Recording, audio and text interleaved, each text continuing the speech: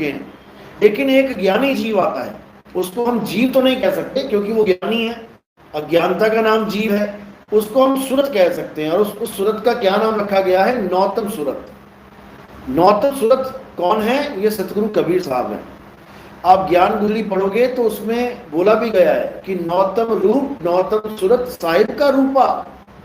वो एक तरह से साहिब का ही रूप है, साहिब का ही एक अंश है वो, और हम उनको साहिब भी कहते हैं क्योंकि वो हमारी तुम्हारी तरह नहीं आते इस संसार में। माँ के गर्भ में एक आम जीव आता है माँ के गर्भ में और माया उसको बुला देती है, लेकिन वो आते हैं इस संसार में बिना माता पिता के और हमें ज्ञान समझा के वो वापस चले जाते हैं बिना देह छोड़े, क्योंकि वो देह धारण नहीं करते ऐसी 5 तत्वों की। वो क्या करते हैं? प्रकाश पुंज से देह निर्माण करते हैं। जैसे इंद्रधनुष होता है, आप देखोगे 7 रंग फैल जाते हैं धनुष की तरह, दिखाई दे रहे हैं, लेकिन आप कहो कि वहां जाके पकड़ लो उनको तो पकड़ नहीं सकते। इसी प्रकार वो भी प्रकाश की वजह से ही रंग दिखाई दे रहे हैं, तो ऐसे ही प्रकाश पुंज की काया धारण कर लेते हैं, एक इंसान रूप में गुरु बन के ज्ञान समझाते हुए पूरे संसार में विचरण करते हैं। वो है कबीर साहब, उनको नौतम सूरत कहा जाता है।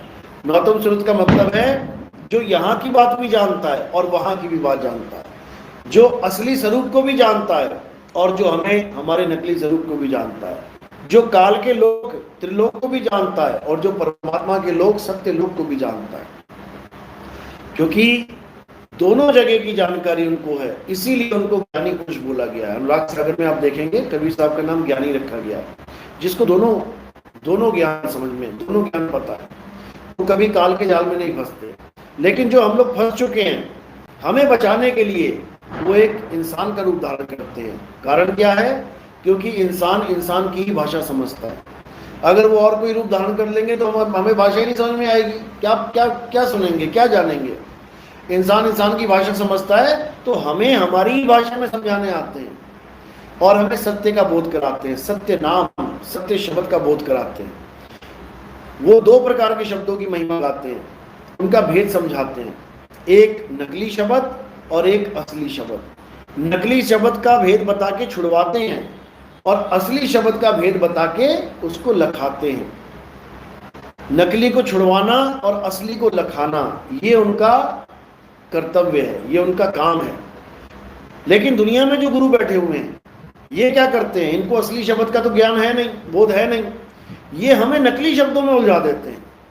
हिंदू है तो राम राम पकड़ा देगा, मुसलमान है तो अल्लाह अल्लाह पकड़ा देगा, सिख है तो वाहिगुरु वाहिगुरु पकड़ा देगा, ईसाई है तो हालेलुया पकड़ा देगा।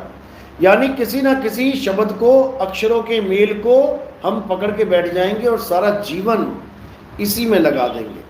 ये तंत्र मंत्र सब इसी से बनते हैं। ये अक्षर ना होते तो कोई ग्रंथ ना बनता, कोई मंत्र ना बनता, कोई नाम ना बनता। हम किस में फंसे हुए हैं? इन्हीं नाम में, इन्हीं मंत्रों में, इन्हीं ग्रंथों में। ये सब 52 अक्षर का खेल है। इसीलिए कबीर साहब ने सबसे बड़ा प्रहार 52 अक्षरों पे ही किया है। क्या कह रहे हैं? 52 अक्षर लोकत्रय सब कुछ इन्हीं माही, और ये आखर खिजाएंगे वो आखर इनमें नाही। यानी ये जितने 52 अक्षरी नाम हैं ये सब खिर जाएंगे, खत्म हो जाएंगे, लेकिन परमात्मा का नाम कभी खत्म नहीं होगा। वो नाम क्या है? वो नाम है सतनाम। लेकिन वो बोलने लिखने पढ़ने में नहीं आता। बोल तो दिया तुमने सतनाम, लेकिन ये सतनाम उसका नाम नहीं है, ये उसका गुण है। यानी उस परमात्मा के नाम का क्या गुण है? कि वो सत्य है, उसका कभी नाश नहीं होता, इसलिए उसका नाम क्या रख दिया? सत्य नाम। और बाकी सब नामों का नाश हो जाता है, इसलिए उनका नाम क्या रखा है? असत्य नाम। तो कह रहे हैं एक नाम को जान के दूजा दे बहा, और चंचल से नीचल भया नहीं आवे नहीं जा। एक नाम को जान के, यानी सत्य नाम को जान के, दूजा दे बहा यानी तेरे मुंह से जो निकलने वाले जितने भी नाम हैं इन सबको बहा दे। इनसे तुम्हारी मुक्ति होने वाली नहीं है, इनसे किसी का कल्याण होने वाला नहीं है। इसको जप कहते हैं। ये जितने भी गुरु हैं जो जप और तप करवाते हैं, ये इनडायरेक्टली हमें नरक में पहुंचाने का कार्य कर रहे हैं। क्योंकि वाणी में भी आता है तपो राज राजो नरकम। तपस्या करने से, नाम जपने से राजपाट मिलता है। देखो राक्षसों ने भी तपस्या करी, राक्षसों ने नाम जपा, नाम जपा तो भगवान प्रकट हुए, तो क्या मांगा? 3 लोक की संपदा मांग ली, बड़े बड़े स्वर्गों के राजा बन गए। उसके बाद उन्हीं का संहार किया गया, उनको नरकों में डाला गया। तो ये सब कौन है? जो जप और तप करते हैं। हमें जप और तप करने की जरूरत नहीं है। तो कबीर साहब समझा रहे हैं, ना मैं जप में, ना मैं तप में, ना एकांत निवास में, और मोह को कहाँ ढूंढे रे बंदे, मैं तो तेरे पास में। बिल्कुल हमारे पास। अब पास को कुछ लोग क्या समझते हैं कि अंदर, ये भी बड़ी दिक्कत है। बंदा अंदर समझ के फिर अंदर ही चला जाता है, और अंदर क्या है? अंदर काल का जाल है। ये 3 लोक इस काया को ही बोला गया है। 3 लोक है देह में, रोम रोम में धाम, बिन सतगुरु ना पाइए सार शब्द निज नाम। 3 लोक यानी ये काया है, चौथा लोक यानी काया से परे। 3 लोक में चौथा लोक नहीं है। ये हमें भरमा दिया माया ने। क्यों? नकली सतलोक, नकली अलग लोक, नकली अगम लोक बना दिए इसने हमारे शरीर में। और जितने भी योगी सिद्ध शरीर के अंदर गए, इंगला पिंगला सुषमना से एंट्री करी, इनको बड़े बड़े लोग दिखा दिए माया ने। ये उसी को सत्य मान बैठे। इसका प्रमाण कहां मिलता है? कर नैनो दीदार महल में प्यारा है। जब आप ये शब्द पढ़ेंगे, नेट पे मिल जाएगा, आप लिखिए कर नैनो दीदार महल में प्यारा। उसमें गुदा चक्र से यानी मूल कमल से लेके अनामी लोक तक की व्याख्या की कबीर साहब ने। सारे लोकों का वर्णन करते करते सतलोक, अलख लोक, अगम लोक, अनामी लोक तक पहुंचने के बाद क्या बोल रहे हैं कि काया भेद किया निर्वारा। हे जीव, मैंने काया का भेद समझा दिया है। जो तू पाना चाहता है वो मैंने पहले ही बता दिया कि क्या क्या मिलेगा वहां पे। काया भेद किया निर्वारा, और ये सब रचना पिंड मंझारा।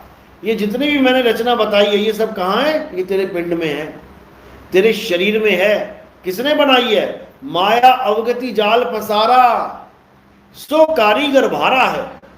यानी ये सारी रचना किसने बनाई है? ये सारी रचना माया ने बनाई है। ये बड़े बड़े लोग, बड़े बड़े प्रकाश, ये सब माया का खेल है। इस माया ने क्या किया? सब जीवों को भरमा दिया, सबको काया के अंदर ही परमात्मा ढूंढवा दिया। तो कहते हैं आदि माया कीनी चतुराई, और झूठी बाजी पिंड दिखाई। अवगति रचना रची अंड माही, और ताका प्रतिबिंब डाला है। यानी जैसे कुत्ते को आप देखोगे, सामने शीशा लगा दो, अब अच्छा खासा बैठा होगा, बढ़िया खा रहा होगा, रसमलाई दे दो उसको, और जैसे ही शीशा लगा दिया क्या हो गया? वो सब भूल जाएगा क्या खा रहा है क्या नहीं, और उसका सारा ध्यान कहाँ चला जाएगा? प्रतिबिंब में। प्रतिबिंब में भौंक भौंक के मर जाएगा वो।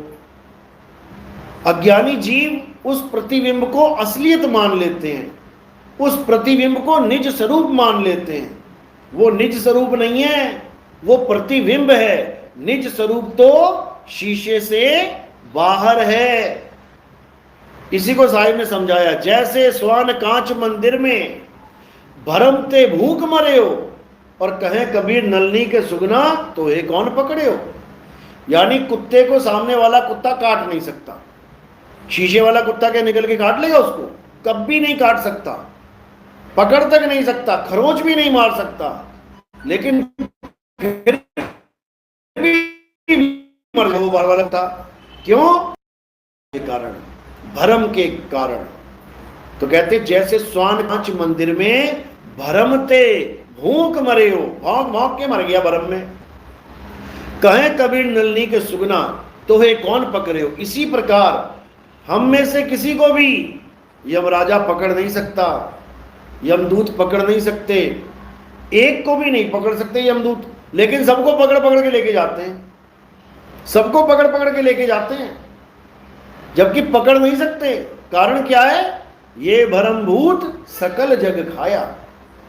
ये भरमभूत है कि सामने यमराज आ गया, यमदूत आ गए, अब मारेंगे, अब पकड़ेंगे, तो पक्का पकड़ लेंगे। और अगर तुमने अपने स्वरूप को जान लिया कि मैं एक आत्मा हूं, मुझे कौन पकड़ेगा? ना मुझे कोई जला सकता, ना मुझे कोई काट सकता, ना कोई मुझे मार सकता, ना कोई मुझे छीन सकता, तो ये यमदूत क्या पकड़ेंगे मुझे? बस इसको जान लेना, इसी को निज स्वरूप कहते हैं। और बाकी जितने भी नाम हैं उसको त्रिगुणी नाम कहते हैं। त्रिगुणी नाम त्रिगुणी शब्द कहते हैं। तो कहते हैं 3 गुणों की भक्ति में भूल पड़ा संसार। कोई भी नाम ले लो इस संसार में, वो तीनों गुणों के अंतर्गत आ जाता है। कबीर नाम ले लेते हैं, कबीर पंथियों में कबीर नाम जपते हैं लोग, कबीर कबीर कबीर कबीर।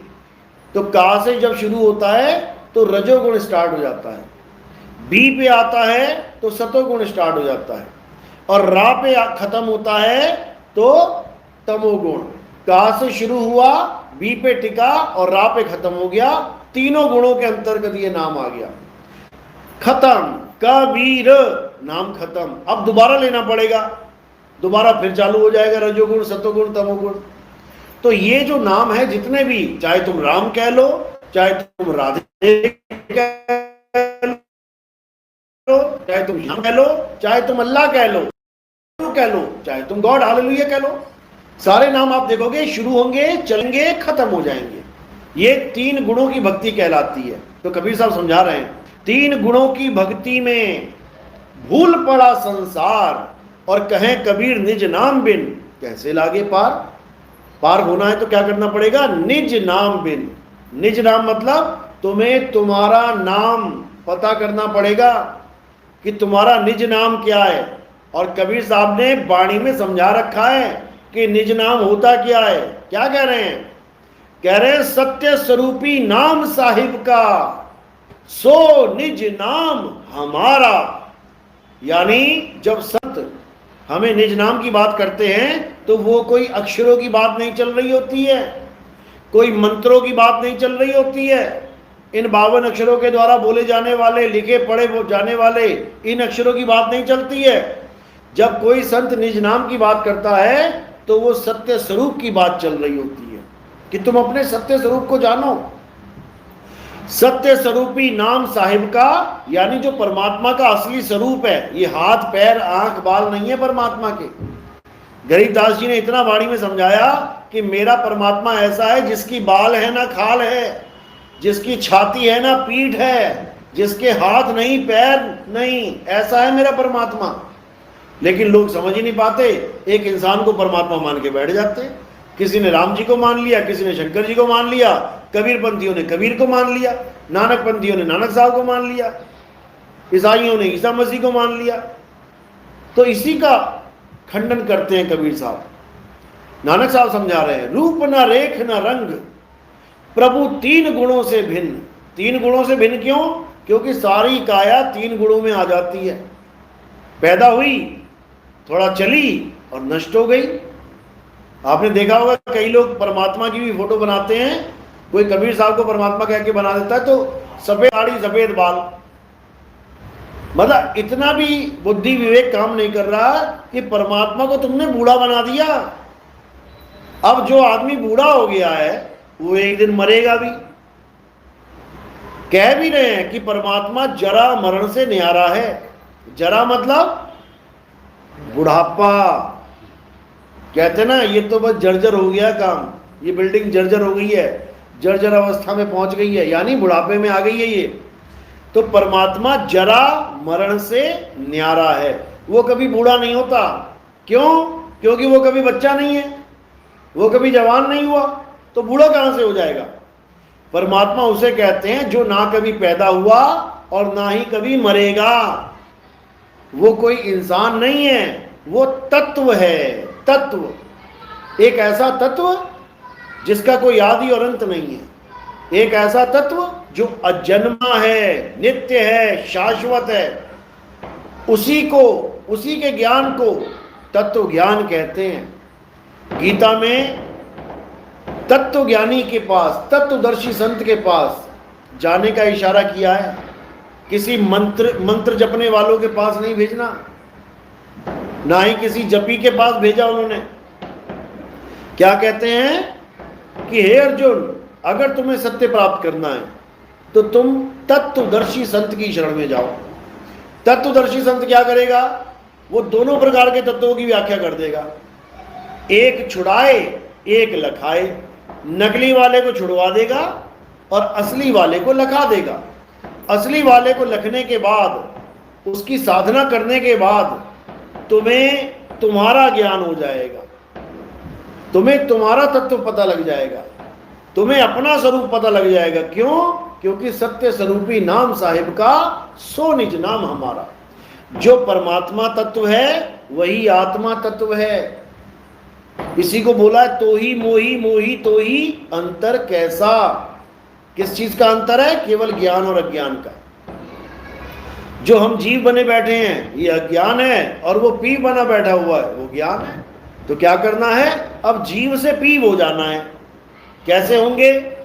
तत्व ज्ञान के द्वारा। जब हम तत्व ज्ञान को जानेंगे तो हम स्वयं आत्मा हो जाएंगे। अभी हम क्या बने बैठे हैं? शरीर। अभी हम अपनी हस्ती क्या मान के बैठे हैं कि मैं तो ये लड़का हूं, मैं लड़की हूं, मैं आदमी हूं, मैं औरत हूं, इसी को मान के बैठे हैं। बस यही अज्ञान है। यानी हमने अपना स्वरूप किसको मान लिया? असत्य तत्व को, शरीरों को। और जब गुरु मिलेगा तो तुम्हें कौन सा स्वरूप देगा? आत्म स्वरूप। और जब तुम आत्म स्वरूप को जान लोगे तो तुम में और परमात्मा में कोई भेद नहीं है। गरीबदास जी मोहर लगा रहे हैं, कोटि तो ब्रह्मा भय और कोटि भय ईश, साहिब तेरी बंदगी से जीव होए जगदीश। बिल्कुल क्लियर कह रहे हैं, बंदगी से ये जीव से जगदीश हो जाएगा। लेकिन तब होगा जब ये मंत्र जंतर छोड़ के, ये राम राम राधे राधे अल्लाह अल्लाह वाहिगुरु वाहिगुरु छोड़ के आत्म स्वरूप को जानेगा। इसलिए साहिब ने समझाया, जब लग ना चीनोगे आत्म तब लग ना मिली है परमात्म। क्योंकि तुम्हारी आत्मा में ही परमात्मा विराजमान है। दूध पड़ा है किचन में और घी ढूंढ रहे हो सड़कों पे, नहीं मिलेगा। जब लग ना चीनोगे आत्म, जब तक दूध में नहीं जाओगे तुम, दूध के अंदर नहीं खोजोगे, तब तक घी मिलने वाला नहीं है। क्योंकि वो मालिक तुम्हारे अंदर विराजमान है। कैसे अंदर? काया के अंदर नहीं, तुम्हारे अंदर। तुम काया नहीं हो, तुम आत्मा हो। आत्मा के अंदर राम बैठा हुआ है। इसीलिए बोला आत्म में राम और राम में आत्म, चीनस गुरुमुख विचारे। यानी जब गुरुमुख मिल जाएगा, अपना विचार देगा, तब जीव को समझ में आएगा कि ढूंढना कहाँ है। तो कहाँ ढूंढना है? अपनी आत्मा में ढूंढना है। हमारी आत्मा में परमात्मा विराजमान है। बोलिए परमपिता परमात्मा की सदा ही जय हो। सतनाम सतनाम सतनाम। अब आगे भी बढ़ना है। और कल का प्रोग्राम मुरादनगर में है सुबह का, और शाम का प्रोग्राम दिल्ली में है। जो भी आना चाहते हैं संपर्क कर सकते हैं। 9256111007 में मैसेज करें। उसके बाद 23 तारीख को जम्मू का प्रोग्राम है। 2 प्रोग्राम है, सुबह और शाम को। और 24 तारीख को अमृतसर सुबह और शाम का प्रोग्राम, दोपहर का प्रोग्राम है जलंधर में। फिर 26 तारीख का प्रोग्राम है एमपी में, ये दामोह में है। और 27 का दतिया के पास प्रोग्राम है। जो भी वहाँ आना चाहता है मैसेज कर सकता है।